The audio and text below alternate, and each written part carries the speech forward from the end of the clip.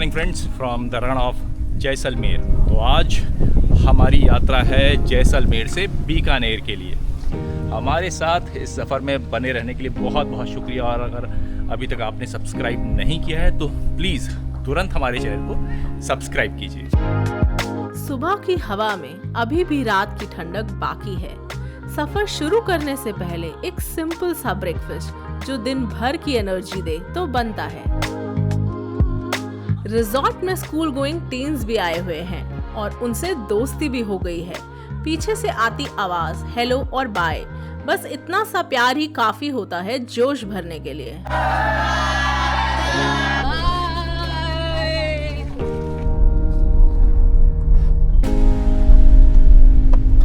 अब हम फिर निकल पड़े हैं अपने रास्ते पे और कुछ ऐसा है रास्ता कैंप से निकलने के बाद।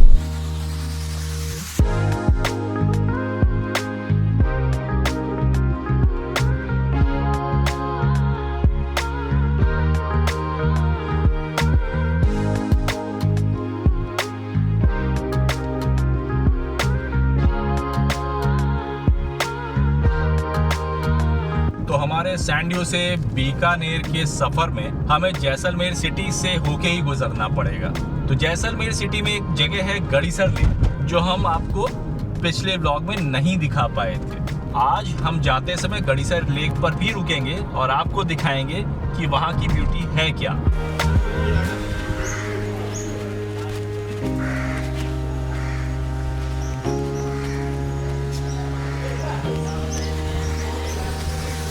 ये है गड़ीसर लेक, जैसलमेर की खामोश कहानी। 12th सेंचुरी में रावल जैसल बाटी ने इसे रेन वाटर हार्वेस्टिंग के लिए बनवाया था। बाद में 14th सेंचुरी में रावल गढ़सी बाटी ने इसे नया रूप दिया।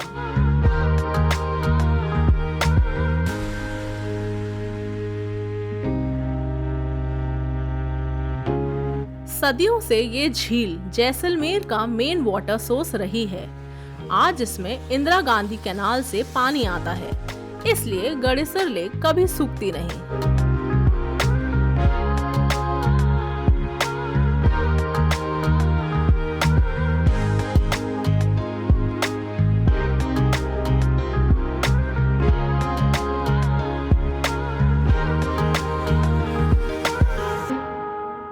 तो ये है जैसलमेर का रेलवे स्टेशन।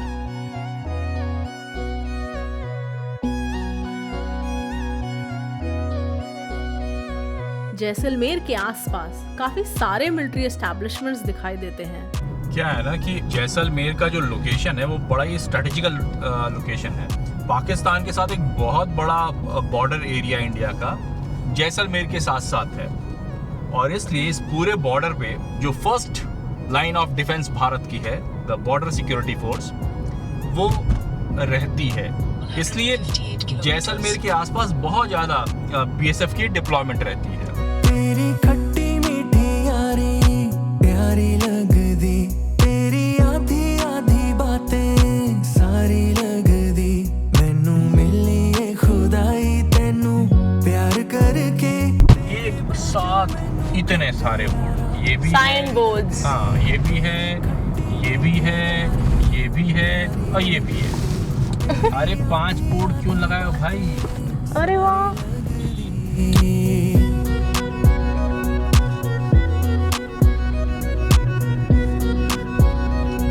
देखें उतर के।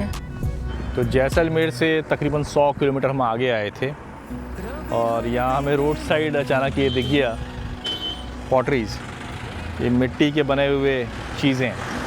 तो हमने साइड में गाड़ी लगा ली। सड़क के किनारे किनारे ऐसे रखी हुई हैं मूर्तियाँ। अंदर चल के भी इनसे पूछते हैं कि ये कैसे बनी हुई हैं। देख के तो लग रहा है कि ये मिट्टी की बनाई गई हैं या प्लास्टर ऑफ पेरिस की, जिन पे पेंटिंग करके रखे हैं ये लोग। बिना शोर के, बिना जल्दी के अपनी कला में डूबे ये हाथ, लगता है जैसे मिट्टी से बात कर रहे हैं और धीरे धीरे उसे एक नया रूप दे रहे हैं। तेरे बाजू मैनू खंड यारा खारी लगदी, तेरी खट्टी मीठी यारी प्यारी लगदी। तो हमने अंदर देखा कि वो जो कारीगर थे वो उन्हें बना रहे थे, और ये सारी मिट्टी के हैं, प्लास्टर ऑफ पेरिस के नहीं है, बल्कि मिट्टी से बना रहे हैं, हाथ से बना रहे हैं और चाक से बना रहे हैं। आपने देखा होगा वो कुम्हार ऐसे गोल सा जो चाक चलाते हैं। और यहाँ एक चीज़ देख के बचपन की कुछ यादें ताज़ा हो गई और वो चीज़ मैं आपको दिखाता हूँ। यहाँ ये गुल्लक, बचपन में ऐसे मिट्टी के गुल्लक मिला करते थे पैसे इकट्ठा करने के लिए। अब तो बच्चों के पास प्लास्टिक वाले गुल्लक हैं, तो वो उसमें पैसे इकट्ठा करते हैं, ताले चाबी लगे हैं, जब मन हो खोल लें और पैसे निकाल लें। इन्होंने हर तरफ अपनी कारीगरी के नमूने छोड़ रखे हैं। कहीं भी देखिए हर जगह से कुछ ना कुछ मिल जाएगा। ये देखिए, साथ ही मुझे यहाँ पे ये तवा भी दिख गया, मिट्टी का तवा। और इन्होंने मिट्टी के कैसरोल भी बना रखे हैं। ये अच्छी बजेगी पूरा लगा के।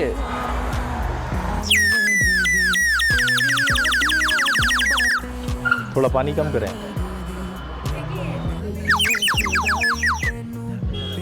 एकदम चिड़िया की तरह बजती है और चिड़िया बनी हुई है जिसमें पानी हल्का सा भरते हैं और बजाते हैं। तेरी खट्टी मीठी यारी प्यारी लगदी, तेरी आधी आधी बातें। जैसलमेर से बीकानेर के रास्ते में पोखरन पहुंचने से लगभग 20-30 किलोमीटर पहले रास्ते में हमें इतनी सारी तितलियां दिख रही हैं, इतनी सारी। टोल पर इतनी सारी गायें हैं, लग रहा है इनको भी टोल देना है और ये लाइन लगा के खड़ी हैं। रवे हर वेले मैनू तेरा ही ख्याल वे। पीछे जब हम रास्ते में आगे बढ़ रहे थे, हमने रास्ते में देखा था एक बोर्ड था, जगह का नाम था चाचा। हाँ। और अब एक साइन बोर्ड आया है, यहाँ से 65 किलोमीटर दूर एक और जगह है जिसका नाम है बाप। अलग प्रकार के नामों के साथ यहाँ के गांव या शहर है। पूरी गाड़ी जल गई है ना? प्यार नाल पूछ ले तू कदे मेरा हाल वे। तो रास्ते में एक गन्ने वाला दिख गया तो हम लोग रुक गए कि आओ थोड़ा गन्ने का जूस पीते हैं। ले मैनू तेरा ही ख्याल वे, प्यार नाल पूछ ले तू कदे मेरा हाल वे। हासियां च तेरे मेरी रूह दा सुकून वे, कल्याण जीना मैं तां जीना तेरे नाल। चला जाए अब आगे। अभी दिखा रहा है कि करणी माता टेम्पल हम लोग पहुँचेंगे शाम को 5:30-6 बजे के आसपास। चलते हैं। रवे हर वेले मैनू तेरा ही ख्याल वे, प्यार नाल पूछ ले तू कदे मेरा हाल वे। हासियां च तेरे मेरी रूह दा सुकून वे, कल्याण जीना मैं तां जीना तेरे नाल तेरे। अब बीकानेर यहाँ से 102 किलोमीटर रह गया है। कदे सुन ले मेरी यारा, मन ले जरा तेरी खट्टी मीठी यारी प्यारी लगदी, तेरी आधी आधी बातें सारी लगदी। और इस टोल से करणी माता मंदिर ऑलमोस्ट 5 किलोमीटर है। तेरे बाजू मैनू खट, सीधा नौखा चला जाएगा और हम नीचे की तरफ से जा रहे हैं तो बीकानेर पहुंच जाएंगे। तेरी आधी आधी बातें सारी लगदी।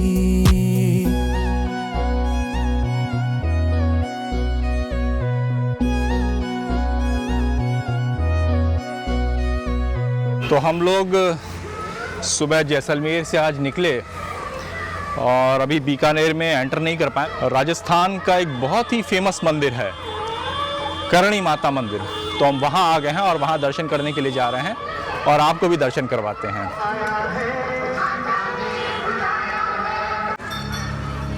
नमो देव्यै महादेव्यै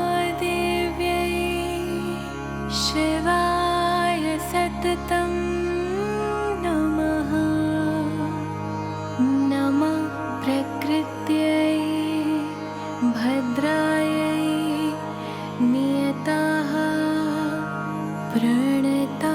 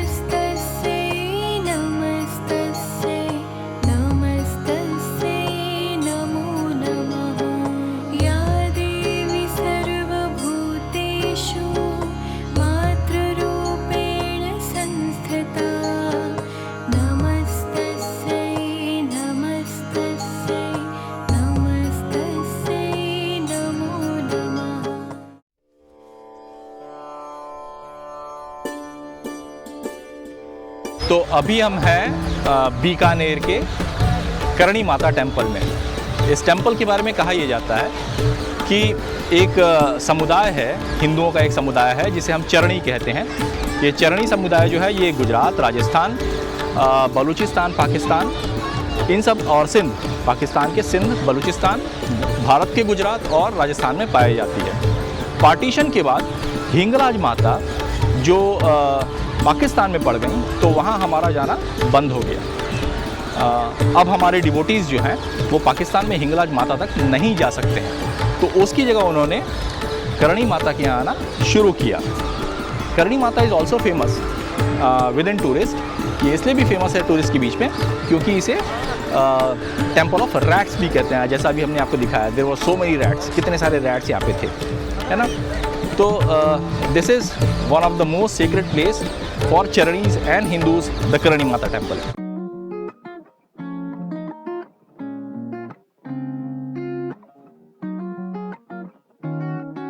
तो अब हम करणी माता मंदिर से निकल रहे हैं, बहुत अच्छे दर्शन हुए हमारे। अब हम अपने होटल की तरफ बीकानेर जा रहे हैं जो यहाँ से लगभग 30 किलोमीटर है। तो चलिए हम चलते हैं अपने सफ़र पे। चलिए। छड़ पर न खराबे तू सुन ले,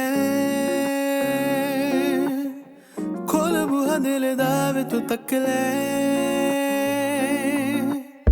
छड़ पर न खराबे तू सुन ले, खोल बुहा दिल दावे तू तक ले, मेरे जेहा कोई और नहीं रबना। आगे है बीकानेर का रेलवे स्टेशन। सुन ले तेनू तकिया जदों दा मेरा होया बुरा हाल है, सोनी मन मोनी है कुड़ी तू कमाल है, बन मेरी रब तो यही अरदास है। तो अब हम होटल में चेक इन कर चुके हैं। चलिए आपको दिखाते हैं अपना होटल रूम। तो ये है हमारा रूम जो हमने इस होटल में ले रखा है। रूम काफ़ी साफ सुथरा है और वॉशरूम भी क्लीन और अच्छा मेंटेन लगता है।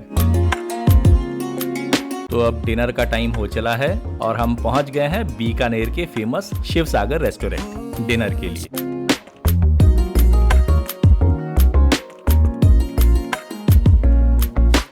तो सुबह सुबह हमने यहाँ पे पूरी सब्जी ऑर्डर की और जैसे ही वो पूरी सब्जी हमारे पास आई तो वी वर सरप्राइज्ड।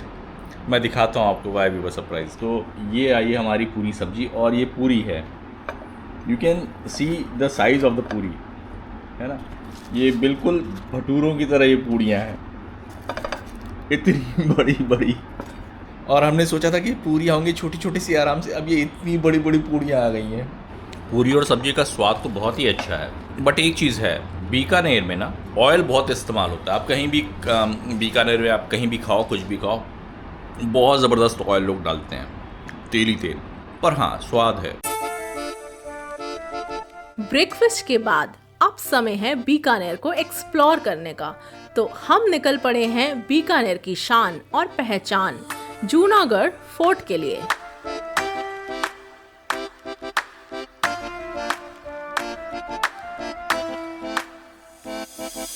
इस फोर्ट की खास बात ये भी है कि आप अपनी कार या गाड़ी को सीधा फोर्ट के अंदर ले जा सकते हैं। तो दोस्तों अब हम बीकानेर के सबसे famous attraction spot Junagadh fort के अंदर हैं। अब बीकानेर का नाम 15वीं सेंचुरी से पहले जंगलादेश हुआ करता था। जंगलादेश इसलिए भी क्योंकि यहाँ चारों तरफ जंगल हुआ करते थे। कुछ लोगों का ये भी मानना है कि चूँकि यहाँ की इमारतों में बहुत सारे जंगले होते हैं, जालीदार जंगले। जंगले मीन्स विंडोज़। तो यहाँ के घरों में, मकानों में बहुत से विंडोज़ होते हैं, वो भी जालीदार विंडोज़। इसलिए इस एरिया को उस समय जंगलादेश बोला जाता था। पर 15वीं सेंचुरी के बाद इस जगह को बीकानेर कहा जाने लगा और ये मुग़ल एम्पायर के अंडर में आता था। उस समय यहाँ पे राठौर राजाओं का शासन हुआ करता था। इस फोर्ट में भी आप देख सकते हैं पीछे बहुत सारी मेहराबें हैं और बहुत सारे जंगले बने हुए हैं, बहुत सारी विंडोज़ हैं। तो यही है पहले के समय का जंगलादेश, आज का बीकानेर।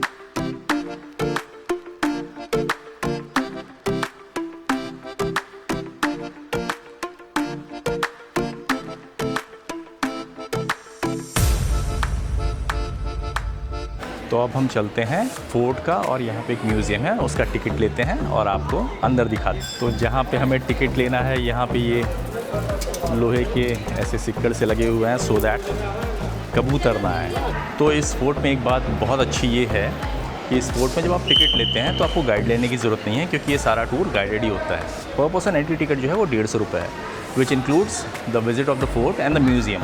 ये सारा का सारा टूर गाइडेड होता है, इसलिए बैचेज़ में अंदर भेजते हैं, 15-15, 20-20 के बैचेज़ में भेजते हैं, और आपको एक गाइड लेके जाता है जो हर चीज़ आपको समझाता रहता है। अगर आप फोर्ट के अंदर फोटोग्राफी या म्यूज़ियम में फ़ोटोग्राफी करना चाहते हैं, you want to click photographs, तो उसके लिए कोई पैसे नहीं देने होंगे। पर अगर आपको वीडियोग्राफी करनी है तो उसके लिए आपको 300 रुपीज़ पे करने होते हैं।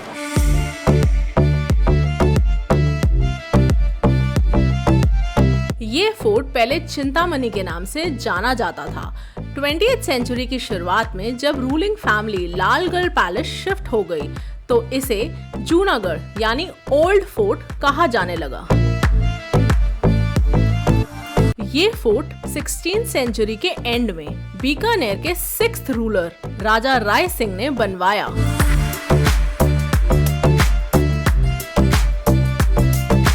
राजस्थान के ज्यादातर फोर्ट्स पहाड़ियों पर बने होते हैं, लेकिन जूनागढ़ फोर्ट फ्लैट जमीन पर खड़ा है।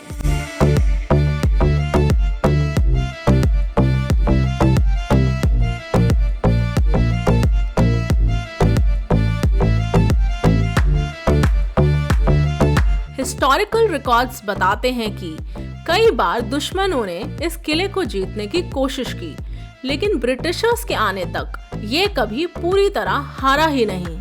सिर्फ एक दिन के लिए इस फोर्ट पर कब्जा हुआ था, जब बाबर के दूसरे बेटे कामरान मिर्जा ने 1534 में बीकानेर पर हमला किया। उस वक्त यहाँ राव जैत सिंह शासन कर रहे थे। बादल महल की नीली दीवारें, अनूप महल, फूल महल और गज मंदिर, ये सब मिलकर जूनागढ़ फोर्ट को सिर्फ एक किला नहीं बल्कि एक जिंदा इतिहास बना देते हैं।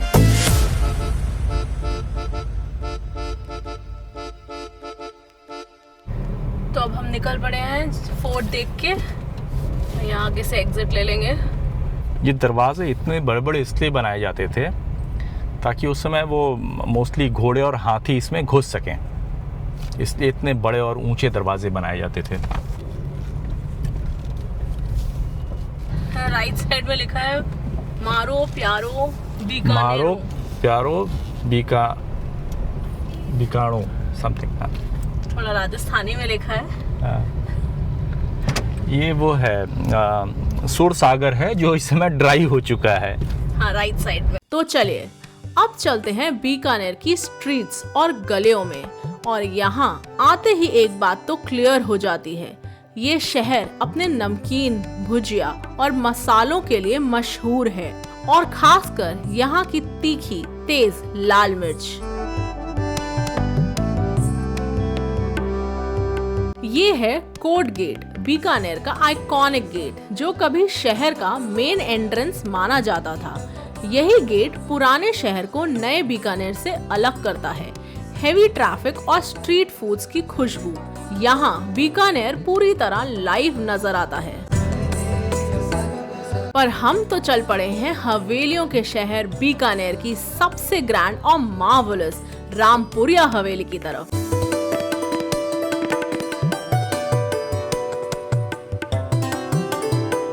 तो ये है रामपुरिया हवेली। रामपुरिया हवेली असल में 9 हवेलीज का क्लस्टर है, जो रोज कलर्ड डोलमेरा सैंडस्टोन से बना है।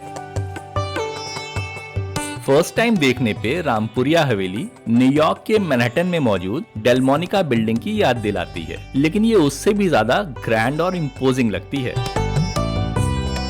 ये हवेलियां राजपूत और यूरोपियन स्टाइल आर्किटेक्ट का एक खूबसूरत मिक्स है, जो इसे एक ब्रेथ टेकिंग नजारा बना देती हैं। आज ये हवेलियां बीकानेर की आइकॉनिक पहचान बन गई हैं और इस शहर की सबसे ज्यादा फोटोग्राफ की जाने वाली बिल्डिंग है। पुराने शहर की भीड़भाड़ से भरी गलियों से होते हुए हम पहुंचे लब्बू जी का कटला। यहाँ रंगों की दुनिया सजी हुई है। वाइब्रेंट लहरिया और बानी साड़ियाँ, शानदार राजपूती पोशाक और हल्की कंफर्टेबल नोखा रजाइयाँ।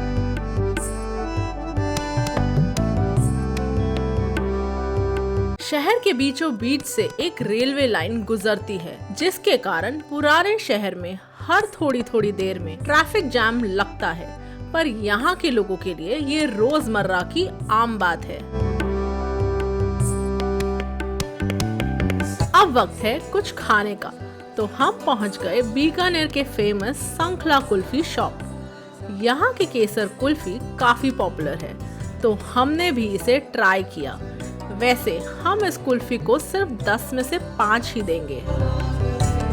और फिर हम पहुंच गए छोटू मोटू जोशी जी की शॉप पर, जहां की जलेबियां और पूरी सब्जी काफी फेमस है।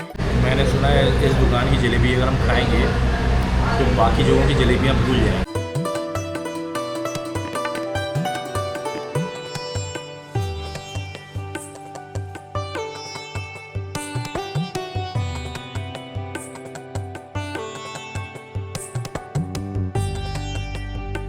कुछ अलग है, कुछ नहीं, बहुत अलग है। हमें एक आदमी ने बोला था कि आप यहाँ की खाना तो बाकी जगहों की आप जलेबियाँ भूल जाओगे। उस बंदे ने सच बोला था। और इस जलेबी के लिए अगर मेरे पास बहुत ज़्यादा पैसा होता ना तो मैं दिल्ली से फ्लाइट लेता, इस शहर में आता, ये जलेबी खाता, वापस जाता।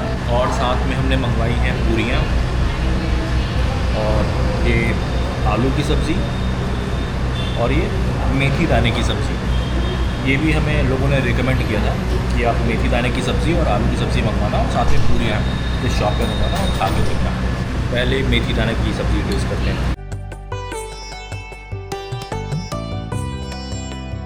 ये सब्ज़ी मैंने पहली बार ज़िंदगी में खाई है और अच्छी है। जैसे आलू की सब्ज़ी तो बहुत खाई है, इनकी आलू की सब्ज़ी टेस्ट करते हैं।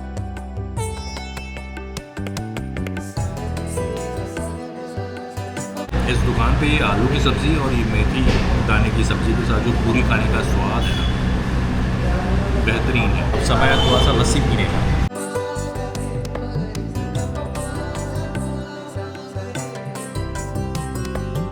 और खट्टी मीठी लस्सी, वो भी ठंडी ठंडी सी। वाह, ज़िंदगी का असली मज़ा खाना खाने में ही है और किसी चीज़ में नहीं है। सबसे पहले ये बताओ तुम्हें जलेबी कैसी लगी? जलेबी कुछ अलग थी। कुछ अलग थी ना? अंदर ऐसा लग रहा था जैसे कुछ तो फिल्ड है। कुछ हाँ, कुछ फील्ड है, मतलब चाशनी ऐसा नहीं, कुछ मावा जैसा ऐसा कुछ हाँ, फील्ड लग रहा था। कुछ फिल्ड था, अच्छी थी। मीठा कंट्रोल। और पूरी सब्जी कैसे लगी? आलू की सब्जी ज़्यादा अच्छी थी, उसमें से अचार का टेस्ट आ रहा था, बट अच्छी। लस्सी तो बहुत ही अच्छी थी। लस्सी बहुत अच्छी थी। हाँ, मुझे थोड़ी सी कम पीने को मिली क्योंकि मैं सारी पी गई। लस्सी बहुत अच्छी। जबकि तुम पीती नहीं हो लस्सी, उसके बावजूद यहाँ पे पी ली। तो ये थी वो दुकान जहाँ अभी हम लोग खा पी रहे थे। And it's a must try and recommended shop for anyone who is going to visit Bikaner. तो आराम से शाम को हम लोग यहाँ के लोकल फूड्स का मज़ा लेते हुए, बहुत छोटा सा शहर है, इस छोटे से शहर में आराम से हम शाम को टहल रहे हैं और खा पी रहे हैं। शाम को अगर बीकानेर में चाट नहीं खाई तो फिर क्या खाया, इसलिए हम पहुंचे लालजी स्वीट्स। तो ये मैंने अपने लिए मंगवा रखा है समोसा चाट और ये है टिक्की चाट। अच्छा, टिक्की चाट। तो आपका है टिक्की चाट और मेरा है समोसा चाट।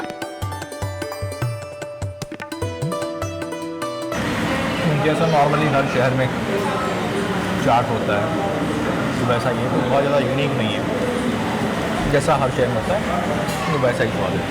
बीकानेर आए और भुजिया नहीं खरीदी, ये कैसे हो सकता है? तो ये है भीषण लाल बाबूलाल भुजिया वाले।